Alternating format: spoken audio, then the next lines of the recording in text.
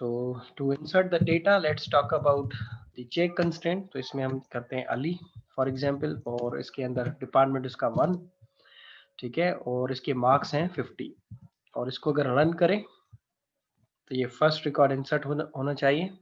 So department ID 1 is violated because foreign key primary key के अंदर शायद वो टेबल में मौजूद नहीं है, तो इसलिए इसको 2 कर दिया मैंने. दूसरा है स्टूडेंट 2, उसका नाम है अहमद और इसके नंबर हैं फॉर एग्जांपल 60, ठीक है, और इसको हम रन करते हैं. फिलहाल आपको मैं 2 स्टूडेंट का डेटा इंसर्ट करके दिखाया. So let me show you कि वो कौन सा स्टूडेंट का रिकॉर्ड्स है. तो ये रिकॉर्ड्स हैं roll number 1 2, first student is Ali, दूसरे का नाम है अहमद. डिपार्टमेंट की आईडी दोनों की 2 है, मार्क्स इसके 50 हैं और इसके 60 हैं, ठीक है. अब हम क्या करेंगे, एक चेक कंस्ट्रेंट लगाएंगे और फिर माइनस में नंबर इंसर्ट करने की कोशिश करेंगे या फिर 100 से ज्यादा इंसर्ट करने की कोशिश करेंगे तो वो उसको वहां रोक देगा. तो लेट्स ट्राई. तो कहते हैं इसको अल्टर टेबल std7, ठीक है. उसके बाद कहते हैं एड कंस्ट्रेंट, और एड कंस्ट्रेंट के बाद हम लिखेंगे चेक. चेक के बाद अब हम इसके ऊपर कंडीशन लगाते हैं, ठीक है. तो कंडीशन क्या है, कंडीशन ये है कि जो मार्क्स का कॉलम है, ठीक है, marks that marks should be greater than 0 and marks less than 100, ठीक है. ये कंडीशंस लगाई हैं, यानी कि 0 से ज्यादा होनी चाहिए या 0 के बराबर भी कर सकते हैं, ग्रेटर देन इक्वल्स टू, ठीक है, और लेस देन इक्वल्स टू, दोनों कर देते हैं. तो ये कंडीशन मैंने लगाई है इसके ऊपर चेक की. इसको कंस्टेंट को कोई ना कोई नाम दे देते हैं पहले. तो इसको कहते हैं marks underscore check underscore constant, ठीक है, CONST कर देते हैं. नाम आप कुछ भी रख सकते हैं, मैंने पहले भी बताया कंस्टेंट का नाम कुछ भी रख सकते हो. सो मैंने लिखा है alter table std7 add constraint. ये एड कीवर्ड है, कंस्ट्रेंट भी कीवर्ड है, ये उसका नाम रखा है मैंने, ठीक है, marks check constraint. So you can keep any name you like. उसके बाद लिखेंगे चेक कीवर्ड, ये भी कीवर्ड है इसका, और उसके में ये कंडीशंस दी हैं कि मार्क्स ग्रेटर देन 0 होने चाहिए या बराबर 0, और मार्क्स लेस देन और इक्वल टू 100, ठीक है. तो लेट्स ट्राई इट. तो टेबल अल्टर हो गया है और इसके ऊपर कंडीशन लग गई है. कंडीशन कौन से कॉलम पे लगाई है, मार्क्स के कॉलम के ऊपर लगाई है मैंने, ठीक है. और कंडीशंस क्या है, कंडीशन ये है कि जो भी वैल्यू इंसर्ट करूंगा वो 0 से ज्यादा होनी चाहिए, यानी कि या तो 0 हो या तो उससे अबव वैल्यू हो, और मार्क्स की वैल्यू 0 से 100 से बिलो हो और या इक्वल टू 100 हो, उससे ज्यादा भी नहीं हो सकती. तो नाउ लेट्स ट्राई. पहले तो आपको मैं डेटा दिखाता हूँ उसमें कौन कौन सा डेटा रखा हुआ है. तो इसको रन करते हैं. तो ये देखें इसमें 50 मार्क्स पड़े हुए हैं, ठीक है, ये 0 से ज्यादा है और 100 से कम है. और ये भी देखें 60 मार्क्स पड़े हुए हैं जो कि 0 से ज्यादा है और 100 से कम है. अब हम इसमें एक डेटा इंसर्ट करते हैं, रोल नंबर 3, ठीक है, और इसका नाम रखते हैं फॉर एग्जांपल खान, और इसका डिपार्टमेंट है फॉर एग्जांपल 3, और इसमें मार्क्स इंसर्ट करते हैं फॉर एग्जांपल -5. अब -5 जो है वो 0 से बिलो है, तो ये इंसर्ट नहीं होना चाहिए. तो ये देखें एरर आ गया, check constraint marks underscore check underscore constraint violated. तो इसका मतलब कि आपने जो मार्क्स इंसर्ट किए हैं वो वायलेट हो रहा है, यानी कि ये वाला कंस्ट्रेंट जो आपने बनाया था चेक कंस्ट्रेंट जिसमें आप चेक कर रहे हो वो मार्क्स 0 से कम ना हो, तो ये वायलेट हो रहा है. चले अब हम ऐसा करते हैं 105 मार्क्स इंसर्ट करते हैं, 105. हालांकि हमने कंडीशन लगाई हुई है कि marks should be less than equal to 100, यानी कि 100 से कम होनी चाहिए या बराबर 100 के, उससे ज्यादा ना हो और उसे मतलब उससे 100 से अबव ना हो. इसको रन करते तो भी ये एरर देता है कि चेक कंस्ट्रेंट फेल्ड, वायोलेटेड है, और वो कंस्ट्रेंट का नाम भी बता रहा है, ठीक है, ये कंस्ट्रेंट का नाम है. सो जो मैंने रखा था, मैंने ये नाम रखा था यहाँ पे, इफ यू कैन सी, ठीक है, ये देखें marks underscore check underscore const, ठीक है, इसका मतलब कि मार्क्स को चेक करने का कंस्टेंट. अच्छा, अब अगर इसको मैं 100 से कम नंबर दूं और 0 से अबव यानी कि 77 दे दूं अगर, तो ये इंसर्ट हो जाएगा डेटा और एरर भी नहीं आएगा. So if I run it तो देखें data is inserted and no any error. So basically इसमें जो समझने की चीज़ है वो सिंपल इतनी है कि आपने कोई भी कंस्टेंट लगा सकते हो किसी भी कॉलम के ऊपर, और वो कंस्टेंट कंडीशंस जैसे हम प्रोग्रामिंग में इफ की कंडीशंस लगाते थे ना, वैसे ही कंडीशंस आपने लिखनी होती हैं लेकिन you have to mention those conditions in the keyword check. Check लिखना है और उसके बाद कंडीशंस बता दें ब्रैकेट्स में, तो वो चेक होंगी। और जितने भी एट्रीब्यूट्स हैं सबके ऊपर कंडीशंस लगा सकते हो, उतने चेक्स लगा सकते हो बार बार, ठीक है। जितने चेक्स लगाओगे उतनी कंडीशंस अप्लाई हो जाएंगी। ये एग्जाम्पल पढ़े हुए हैं। अगर कोई दूसरा चेक हो तो कामा के साथ अगेन दूसरा कोई चेक लगा दो।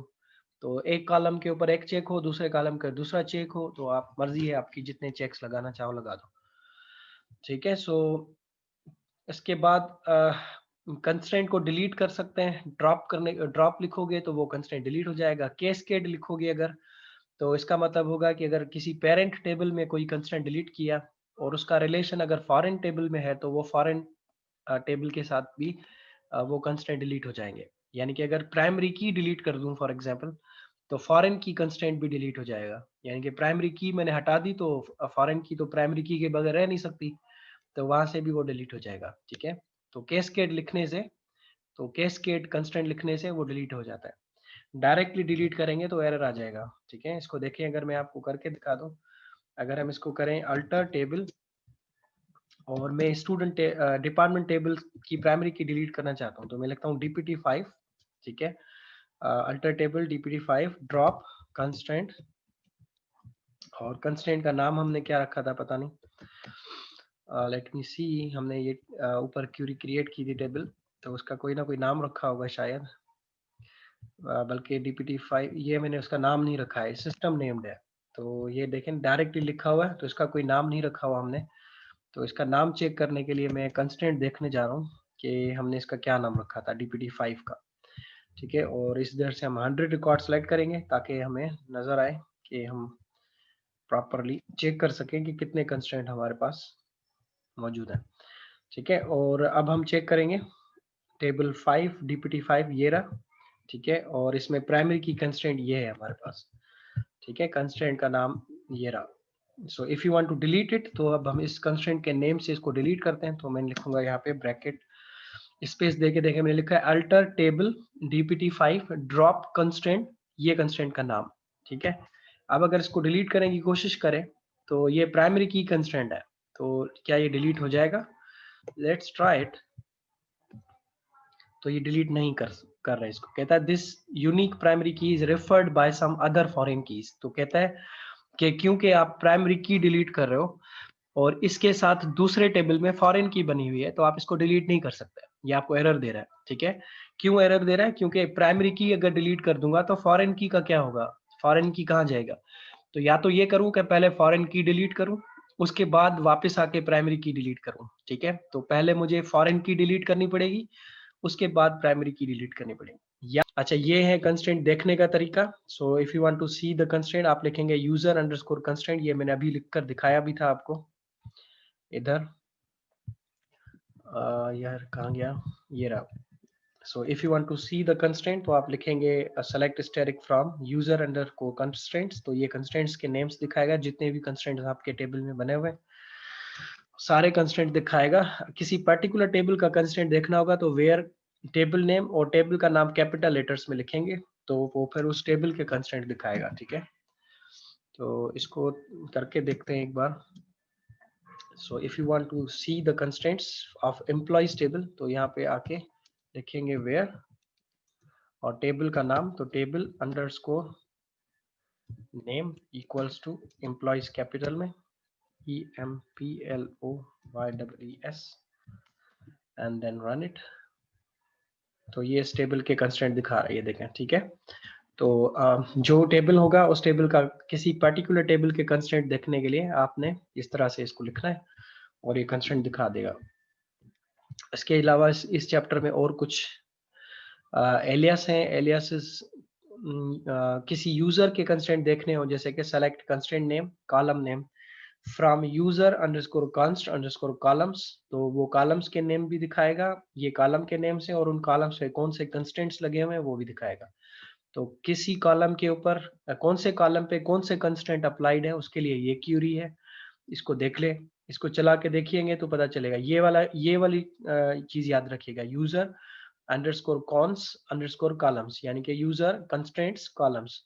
तो कंस्ट्रेंट के नेम्स भी दिखाएगा और कॉलम्स भी दिखाएगा। जिस यूजर के अकाउंट में आप लॉगिन होंगे उस यूजर के, जैसे अभी मैं HR यूजर में लॉगिन हूँ तो HR यूजर के जो टेबल्स हैं उसके कंस्ट्रेंट और उसके कॉलम्स दिखाएगा मुझे, ठीक है। We have to go for the displaying data from multiple tables, क्योंकि ये बहुत इंपॉर्टेंट टॉपिक है, तो थोड़ा ध्यान से इसको अटेंड करना। और it's very important topic because multiple table से डेटा निकालना जो है ये हमें चाहिए होता है। और क्योंकि डेटा जो है वो अलग अलग टेबल्स में रखा होता है और हमें चाहिए अलग अलग टेबल से डेटा एक जगह पे, तो हमें ज्वाइनिंग करनी पड़ती है। जैसे कि ये एम्प्लॉइज का टेबल है और ये डिपार्टमेंट्स का टेबल है।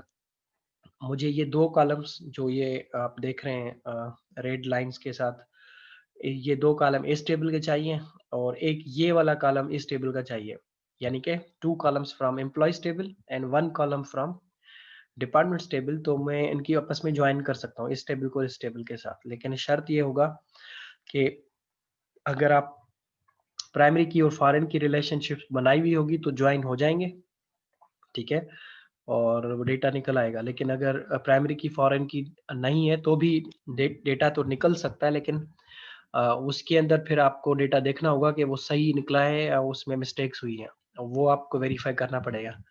लेकिन अगर आपके पास प्राइमरी की फॉरेन की रिलेशनशिप्स है तो आप डिफरेंट टाइप ऑफ ज्वाइंट्स लगा के डेटा को निकाल सकते हो। तो जैसे ये 2 कॉलम इधर से चाहिए, एक कॉलम यहाँ से चाहिए, और ये डिपार्टमेंट आईडी जो है ये प्राइमरी या फॉरेन की है, और इधर अगर देखो तो डिपार्टमेंट आईडी प्राइमरी की है। ये देखें, ये department ID is primary key and this department ID is your foreign की।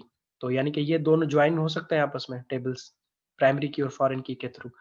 और 2 कॉलम ये निकालूंगा इधर से और एक कॉलम ये निकालूंगा। रिजल्ट कुछ इस तरह चाहिए, स्क्रीन पे ऐसे देखना चाहता हूँ, एम्प्लॉइज की आईडी, डिपार्टमेंट की आईडी और डिपार्टमेंट का नाम, ठीक है, कुछ इस तरह से डेटा देखना चाह रहा हूँ।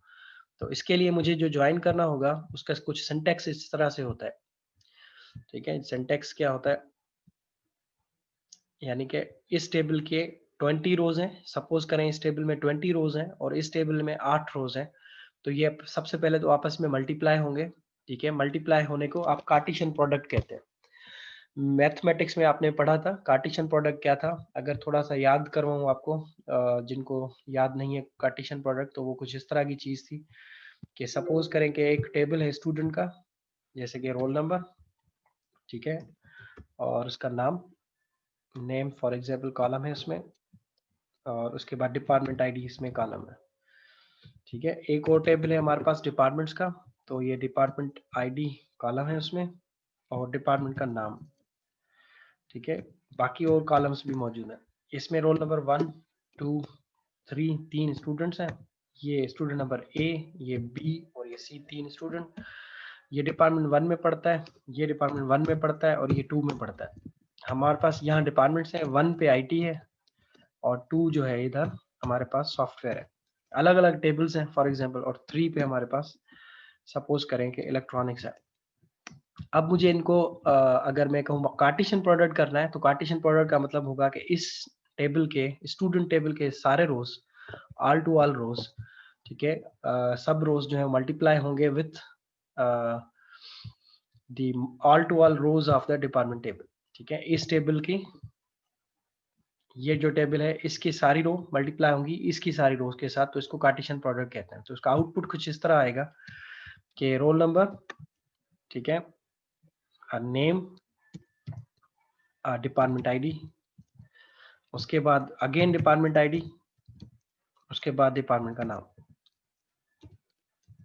ठीक है। सो ये 3 कॉलम इसके और 2 कॉलम इसके, और उसके बाद आप इनकी मल्टीप्लिकेशन करें तो मल्टीप्लिकेशन कुछ इस तरह होगी कि लिखेंगे 1 और ये ए और ये 1, यानी कि ये पहली रो, दिस रो इज टेकन, और इनकी 3 रो के साथ मल्टीप्लिकेशन करेगा ये। तो ये 1 के साथ पहले तो इसके साथ करेगा फर्स्ट रो के साथ, तो 1 और ये IT, ठीक है। उसके बाद यही सेम रो फर्स्ट वाली दूसरी रो के साथ इस टेबल की मल्टीप्लाई होगा, यानी कि 1 A 1, और अब लिखेंगे 2 सॉफ्टवेयर, तो ये 2 और ये सॉफ्टवेयर, ठीक है। उसके बाद यही सेम रो फर्स्ट वाली 1 A 1 मल्टीप्लाई होगी इसके साथ, यानी कि 3 इलेक्ट्रॉनिक्स के साथ, ठीक है। ये तो 3 इलेक्ट्रॉनिक्स। उसके बाद अब इसकी दूसरी रो यानी कि 2B ठीक है, और इसका 1 उसके बाद आप लिखेंगे मल्टीप्लाई करेंगे 1 IT के साथ, तो ये रहा 1 और ये रहा IT। सिमिलरली अगेन इसका ये 2B1, तो ये लिखेंगे 2B1 और ये मल्टीप्लाई होगा इसके साथ यानी कि 2 सॉफ्टवेयर के साथ, तो 2 और ये सॉफ्टवेयर। सिमिलरली अगेन ये 3EL के साथ मल्टीप्लाई होगा तो लिखेंगे 2B, ठीक है, 2B1 और इसके बाद मल्टीप्लाई होगा 3 इलेक्ट्रॉनिक्स यानी कि 3 और ये EL के साथ। तो हो क्या रहा है, हो ये रहा है क्या है, इसकी एक रो उठाते हैं, तीनों के साथ मल्टीप्लाई करते हैं, फिर इसकी दूसरी रो उठाते हैं, तीनों के साथ मल्टीप्लाई करते हैं, फिर इसकी तीसरी रो उठाते हैं और तीनों के साथ मल्टीप्लाई। तो ऐसे जितनी रोज टेबल 1 की आपके पास मौजूद होंगी उसकी मल्टीप्लीकेशन होगी आपके दूसरे टेबल की जितनी भी रोज हैं उनके साथ। ठीक है, तो लेट मी शो यू कितना कॉम्बिनेशंस बनेंगे इसके। हमारे पास जो कॉम्बिनेशंस बनेंगे वो दिखाता हूँ अभी आपको मैं। ठीक है, तो ये आपके पास जो कॉम्बिनेशन बनेंगे वो बनेंगे, let me quickly finish this first. So ये बनेंगे आपके पास 2 and 3 और ये इलेक्ट्रॉनिक्स। तो टोटल कॉम्बिनेशन देखें कितने बन गए, 3 इसके, 3 2 के और 3 3 के, यानी कि टोटल कॉम्बिनेशन कितने बने हैं, 9। ठीक है, टोटल कॉम्बिनेशन आर 9 कॉम्बिनेशन। कैसे पता चला कि 3 रो इसके, तो आप यहाँ लिखेंगे 3, ठीक है, और इसको मल्टीप्लाई करेंगे, इसकी कितने रोज हैं 3, तो 3 के साथ मल्टीप्लाई करेंगे तो आंसर आएगा 9।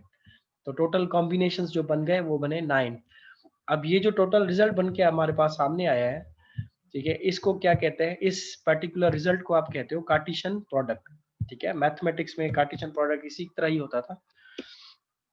तो ये कार्टेशियन प्रोडक्ट है आपके पास। अब कार्टेशियन प्रोडक्ट आपके पास जो स्लाइड्स में दिखाया है वो भी यही है। देखें इसमें 20 रोज हैं, 20 रोज, तो यहाँ पे लिखा है 20, इधर देखें। ठीक है, इसमें 20 रोज को मल्टीप्लाई किया जाएगा इसके 8 रोज के साथ, 8 रोज हैं इसके अंदर, ये टोटल 8 रोज है। तो कितना कॉम्बिनेशन बनेगा, 20 multiply by 8 will be 160 rows, total 160 rows बनेगी। उसके बाद फिर आप उसके ऊपर कंडीशन लगाएं और जो रो आपको चाहिए वो निकालें, जो रो नहीं चाहिए वो रो आप डिलीट कर दें, यानी कि आपको नजर नहीं आएगी। सो बेसिकली मैं आपको ये समझाना चाह रहा हूँ कि जो जब ज्वाइनिंग होती है तो टेबल के बीच में कार्टेशियन प्रोडक्ट परफॉर्म होता है। कार्टेशियन प्रोडक्ट के बाद जो रो हमें चाहिए होती है वो रो हम देखने के लिए वेयर की कंडीशन लगाते हैं, तो वो रो सिलेक्ट हो जाती है, और जो रोज हमें नहीं चाहिए होते वो रोज हमारी हट जाती हैं, वो हमें नजर नहीं आती है। तो ज्वाइनिंग हमारे पास कौन कौन से मौजूद है, ज्वाइंस हमारे पास इको ज्वाइन है, नॉन इको ज्वाइन है, आउटर ज्वाइन है, सेल्फ ज्वाइन है, क्रॉस ज्वाइंस है, नेचुरल ज्वाइंस है, यूजिंग क्लॉज है। ठीक है, और इसके अलावा फुल और 2 साइडेड आउटर ज्वाइंस हैं और दूसरे भी ज्वाइंस मौजूद हैं। तो अभी हम शुरू करते हैं यहाँ से, इको ज्वाइंस है। ठीक है, तो let's talk about equi joins. पुराने नेम है इको ज्वाइन। और इको ज्वाइन कैसे लिखा जाता था, इको ज्वाइन हम उस ज्वाइन को कहते हैं जिसमें इक्वल ऑपरेटर इस्तेमाल हो रहा। ठीक है, इसीलिए इसका नाम इको है। तो इक्वल कैसे लिखा जाएगा, ऐसे table 1 dot column 1 equal to table 2 dot column 2, यानी कि पहले टेबल का पहला कॉलम बराबर हो दूसरे टेबल के दूसरे कॉलम के साथ, यानी कि primary key of table 1 equal to table 2 के अंदर फॉरेन की के साथ। तो अगर ये दोनों बराबर हो तो वो रो सिलेक्ट हो जाएंगी, बाकी रोज जो है वो सिलेक्ट नहीं होंगी, क्योंकि मैंने वेयर में लिखा है और मैंने आपको बताया था वेयर में हमेशा रो सिलेक्ट होती है। ठीक है, कॉलम्स नहीं होते, कॉलम हमेशा सेलेक्ट में लिखे जाते हैं। तो इसको इसका कुछ क्वेश्चन को देखें, इस तरह से समझते हैं। ये देखें वेयर इको ज्वाइन समझाया है इसने कि एम्प्लॉइज टेबल में हमारे पास मौजूद है, सपोज करते हैं ये डिपार्टमेंट आईडी, यहाँ पर ये फॉरेन की है, और डिपार्टमेंट्स टेबल में ये डिपार्टमेंट आईडी प्राइमरी की है। So this is your primary key and this is your foreign key. तो इन दोनों के बीच में अगर इक्वल ऑपरेटर लगा दूं तो जो वैल्यू मैच होगी आपस में वो रो सेलेक्ट हो जाएंगी, और जो रो मैच नहीं होगी वो सेलेक्ट नहीं होगी। यहाँ पे इसको समझने के लिए यहाँ वापस आते हैं और देखें। सपोज करें मैंने कहा है department ID equal to department ID, इन दोनों को मैं थोड़ा कलरफुल करता हूँ ताकि हाईलाइट हो जाए। ये देखें, ये जो है, ये जो 2 कॉलम्स हैं इनके ऊपर अगर इक्वल ऑपरेटर लगा दूं, यहाँ पे मैं लिखता हूँ इक्वल ऑपरेटर। अब आपसे मैं कहता हूँ कि मुझे वो कॉलम्स दिखा दे जिनकी जो वैल्यूज हो ठीक है, जिनकी जो वैल्यूज हो, for example double equal to भी नहीं काम कर रहा, तो जैसे इक्वल ऑपरेटर लगाने से अब इसकी और इसकी वैल्यू जो मैच हो वो सिलेक्ट हो जाए, जो मैच ना हो वो सिलेक्ट ना हो, मैंने इसको ये कहा है। तो ये देखें ये दोनों मैच हो रहे हैं 1 1, तो ये रो सिलेक्ट हो जाएगी, तो इसका आउटपुट आएगा 1 A, ठीक है, 1 और IT। ठीक है, अब इस रो को सिलेक्ट करते हैं, तो 1 इक्वल टू 2 क्या ये बराबर है? नहीं है, तो इसको छोड़ देगा। इसको चेक करेगा 1 इक्वल टू 3, ये बराबर है, नहीं है, इसको छोड़ देगा। फिर ये इधर आके चेक करेगा 1 इक्वल टू 1, तो ये बराबर है इसके, तो इसको सिलेक्ट कर लेगा। ठीक है, तो ये आपके पास बन जाएगा 1 A, सॉरी 2 B है, 1 नहीं है बल्कि 2 है, 2 B, उसके बाद 1 और उसके बाद IT। ठीक है, इसके बाद इसको चेक करेगा 1 is equal to 3, no, 2 is equal to 1, no, 2 is equal to 2, ये सही है। ठीक है, तो ये सही है, तो ये रो सेलेक्ट हो जाएगी, यानी कि 2 3 C, और ये पड़ता है 2 एंड सॉफ्टवेयर अगेन। तो टोटल कितनी रो सेलेक्ट हुई है देखें, ओनली 3 रोज। ठीक है, सो 3 रो कैसे सेलेक्ट हुई है? इक्वल ऑपरेटर के थ्रू प्राइमरी की और फॉरेन की वैल्यूज को मैच किया है इसने, जो वैल्यूज मैच हो गई वो सिलेक्ट हो गई, जो वैल्यूज मैच नहीं हुई वो सिलेक्ट नहीं हुई। ठीक है, तो वेयर के अंदर आप कंडीशंस लगाते हैं, तो जो रो सिलेक्ट होती हैं वो मैच होती हैं, वो जैसे 10 इज इक्वल टू 10, तो ये रो सिलेक्ट हो जाएगी, एडमिनिस्ट्रेशन प्रिंट हो जाएगा। 20 इज इक्वल टू 20, तो ये सिलेक्ट हो जाएगा, मार्केटिंग। 20 इज इक्वल टू 20, तो मार्केटिंग सिलेक्ट हो जाएगा। 50 इज इक्वल टू 50, तो शिपिंग सिलेक्ट हो जाएगा। जो वैल्यू मैच होंगी वो सिलेक्ट हो जाएंगी, जो मैच नहीं होंगे वो रो सिलेक्ट नहीं होंगे। ठीक है, इसको मैं करके दिखाता हूँ प्रैक्टिकली, तो फिर समझ में आ जाएगा। लेट्स ट्राई ओवर हियर, इधर यहाँ पे ट्राई करते हैं। ये पुराने क्यूरीज डिलीट कर रहा हूँ। नाउ लेट्स से मेरे पास पहले आपको टेबल्स दिखाता हूँ।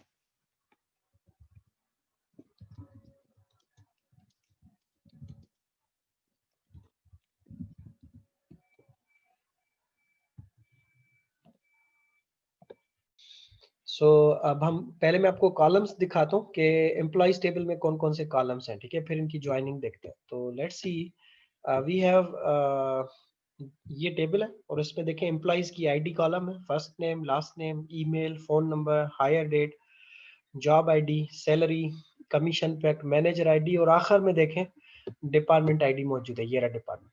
ठीक है, अब मैं आपको एक और कॉलम दिखाता हूँ, एक और टेबल दिखाता हूँ जिसका नाम है डिपार्टमेंट्स। तो सेलेक्ट स्टेरिक फ्रॉम डिपार्टमेंट्स।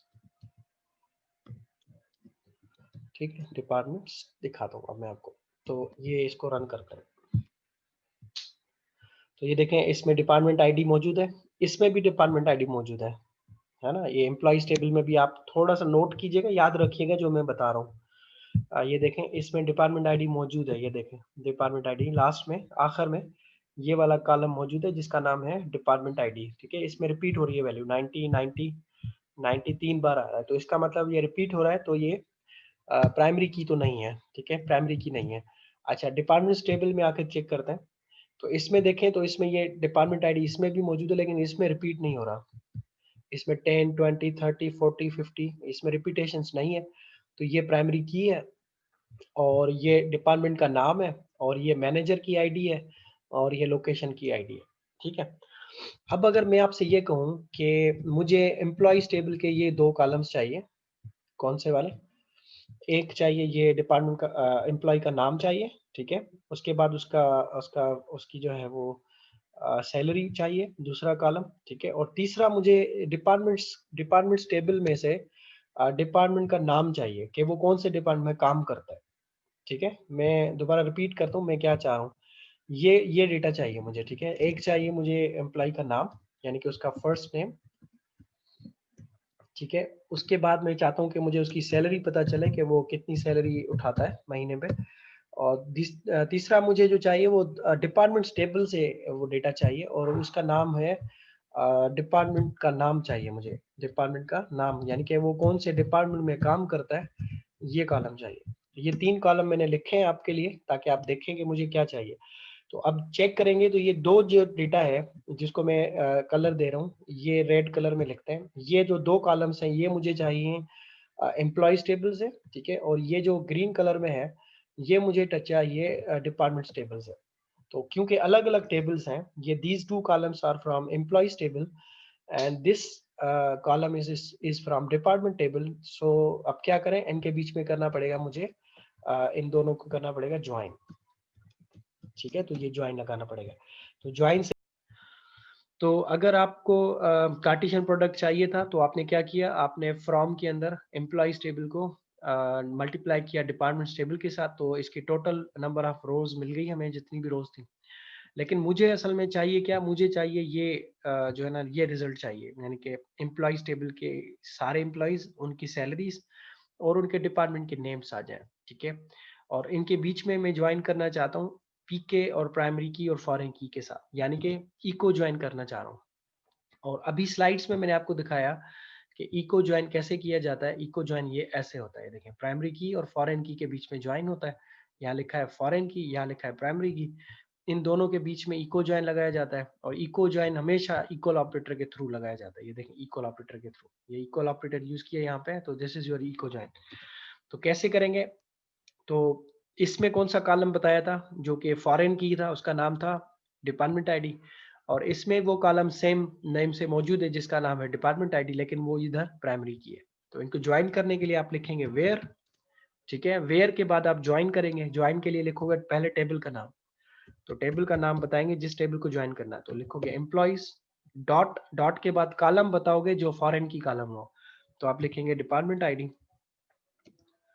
ठीक है, तो डिपार्टमेंट अंडरस्कोर आईडी, उसके बाद ज्वाइन करें MENT। ठीक है, उसके बाद आप बता दें दूसरा टेबल जो कि प्राइमरी की का है, तो प्राइमरी की टेबल कौन सा है, डिपार्टमेंट्स टेबल का नाम है, तो लिखेंगे डिपार्टमेंट्स।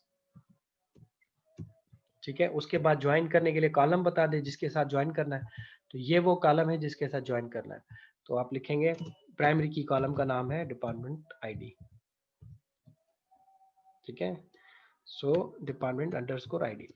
इस लाइन का मतलब इको ज्वाइन है, सिर्फ ये जो लाइन मैंने लिखी है ना, this is equi join.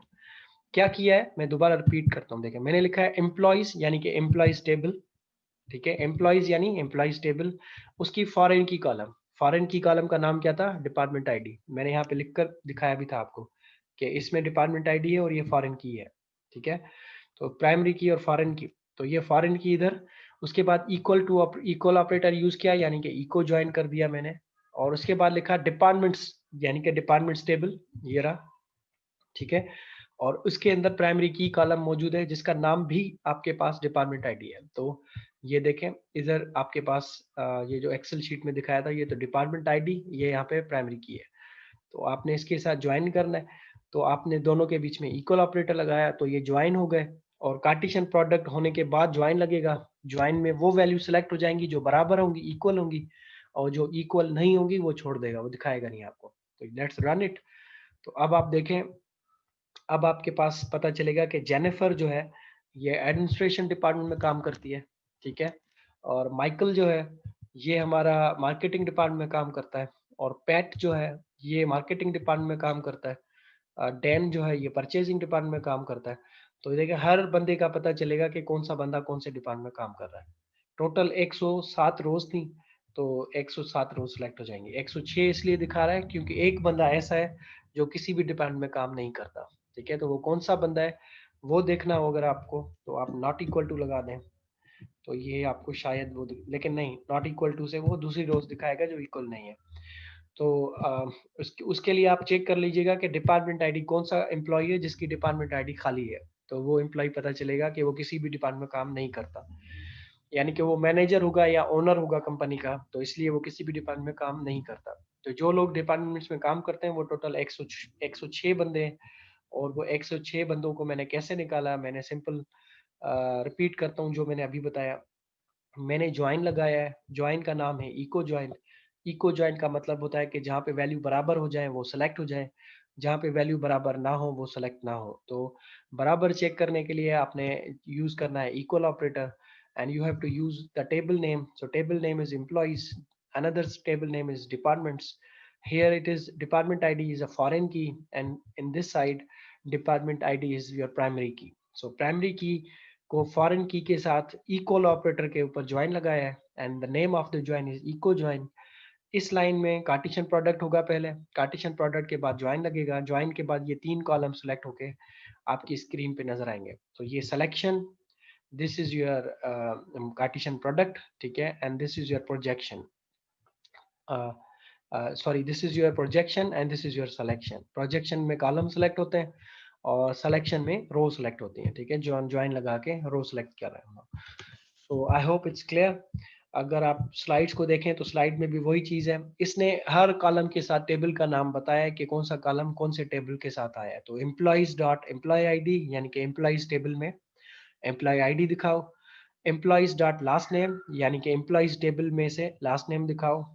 Employees dot department ID, यानी कि एम्प्लॉइज में से डिपार्टमेंट आईडी दिखाओ। डिपार्टमेंट्स डॉट डिपार्टमेंट आईडी, यानी कि डिपार्टमेंट्स टेबल में से डिपार्टमेंट आईडी कॉलम दिखाओ। डिपार्टमेंट्स डॉट लोकेशन आईडी, यानी कि डिपार्टमेंट्स टेबल में से लोकेशन आईडी दिखाओ। फ्रॉम एम्प्लॉइज कामा डिपार्टमेंट्स, अब ये कार्टेशियन प्रोडक्ट करेगा, ठीक है। उसके बाद इको ज्वाइन लगाया है, तो वेयर के अंदर हमेशा इको ज्वाइन लिखा जाएगा।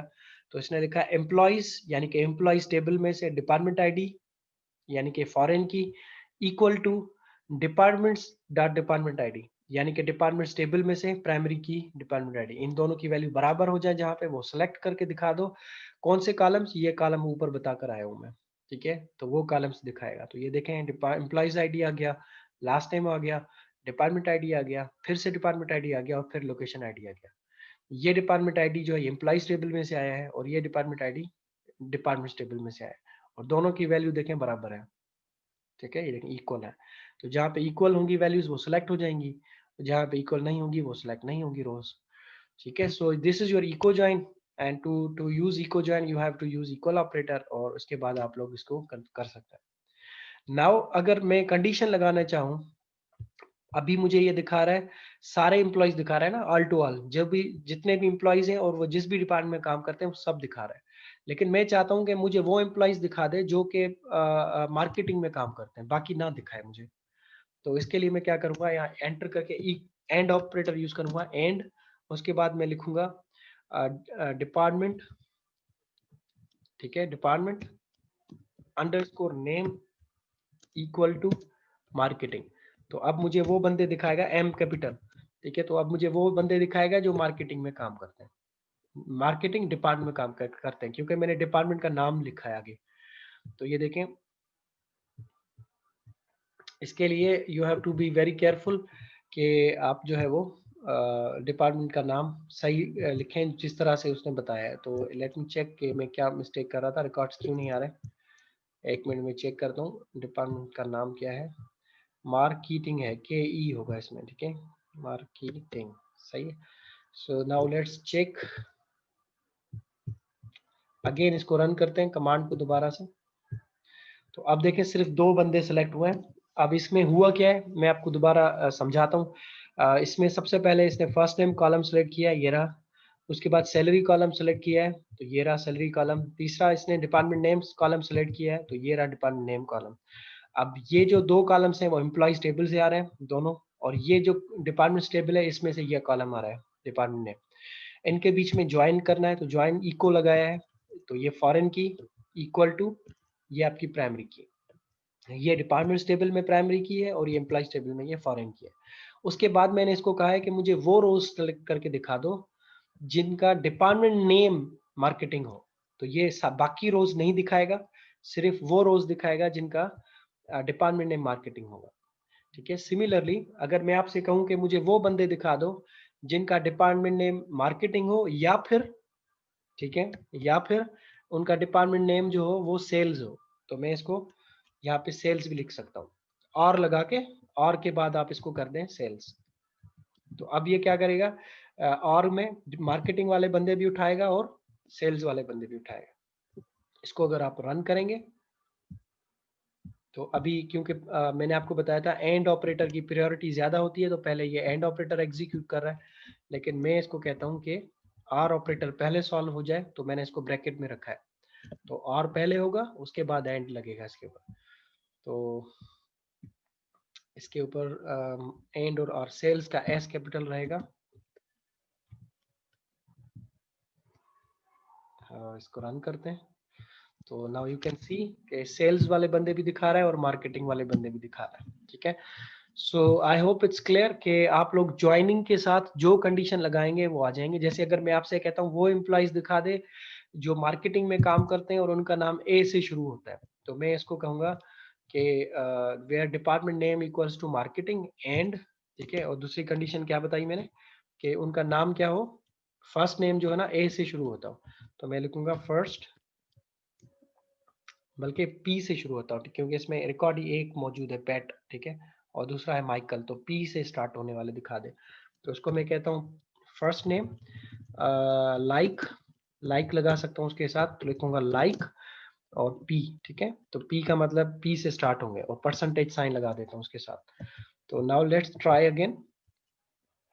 तो ये देखें एक बंदा ऐसा है जो मार्केटिंग में काम करता है, उसका नाम पी से शुरू होता है। तो सिंपली जो चीजें मैंने आपको लाइक सिखाया था, बिटवीन सिखाया था, एंड और सिखाए थे, इन सिखाया था, वो सारे कंडीशंस अप्लाई कर सकते हो ज्वाइनिंग के बाद। पहले ज्वाइन लिखेंगे वेयर में, ज्वाइन के बाद उसके बाद एंड लगा के जो भी कंडीशंस लगाना चाहो वो कंडीशंस लगा सकते हो, वो रो सिलेक्ट हो जाएंगी जो आप चाहते हो। ज्वाइन से सिर्फ आपको फायदा क्या होगा कि दो टेबल्स या दो से ज्यादा टेबल्स को मिला के डेटा निकाल सकते हो। दो कॉलम एक टेबल से, दो कॉलम दूसरे टेबल से, दो कॉलम तीसरे टेबल से, जितने भी टेबल्स हों उनको ज्वाइन कर सकते हो इक्वल ऑपरेटर के थ्रू, और उनमें से डेटा निकाल के आप कॉलम्स यानी कि निकाल के देख सकते हो जो कॉलम्स आपको चाहिए। सो इसकी प्रैक्टिस करेंगे आज आप लोग। मैं इसके क्वेश्चन, इसकी लैब पोस्ट कर रहा हूँ अभी ग्रुप पे आपके, लैब सॉल्व करके you have to send me till the Sunday, Sunday तक आप लोग वो मुझे लैब ईमेल करेंगे, सही है। और अगर कोई क्वेश्चन है तो पूछें।